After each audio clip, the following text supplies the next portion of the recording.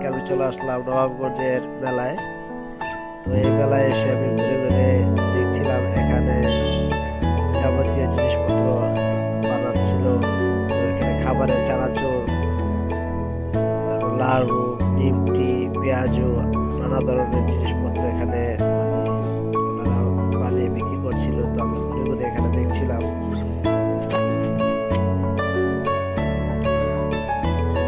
তো আপনারা যারা মেলা আসতে চাচ্ছেন তারা অবশ্যই জয়পাড়া মেলায় আসবেন। তো ওয়াও, এখানে আবার দেখতে পাচ্ছি কাকু ঘুমাচ্ছে।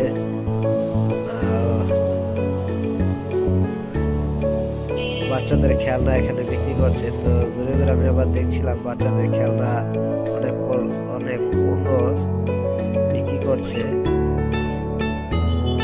এখানে আবার চিকেন বার্গারও বিক্রি করছে। যাদের চিকেন খেতে মন চায়, চিকেন বার্গার, তারা অবশ্যই আসবেন। এখানে আবার জুসও বিক্রি করছে।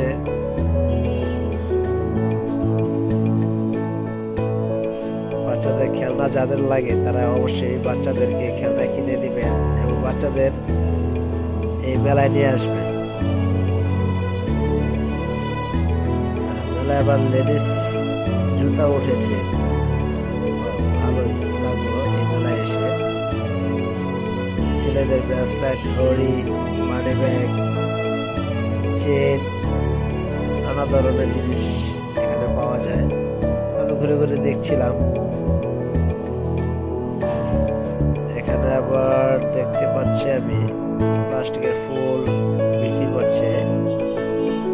তো আমি ঘুরে ঘুরে দেখছিলাম আর ভাইয়াকে বলছিলাম যে ভাইয়া এই ফুলটা কয় টাকা। তো দেখলাম এখানে 200 টাকা থেকে শুরু করে 1000 টাকা পর্যন্ত ফুল এখানে পাওয়া যায়। বিয়ের গাড়িও যাচ্ছে মেলার উপর দিয়ে। যেহেতু মেলায় গাড়ি চলাচল করতে দেয় না, রাস্তা আটকে দিচ্ছে। চশমা ভাইয়া বসে বসে বিড়ি টানছে। ভাইয়ের সাথে আমি একটু কথা বললাম। ভাই বলো একটু বেঁচে কিনা কম, যেহেতু আমি একটু আবার দুপুরবেলা আসছি। লেডিস ব্যাগ, যাদের লেডিস ব্যাগ লাগে তারা অবশ্যই এখান থেকে নিয়ে যাবেন জয়পাড়া মেলায়।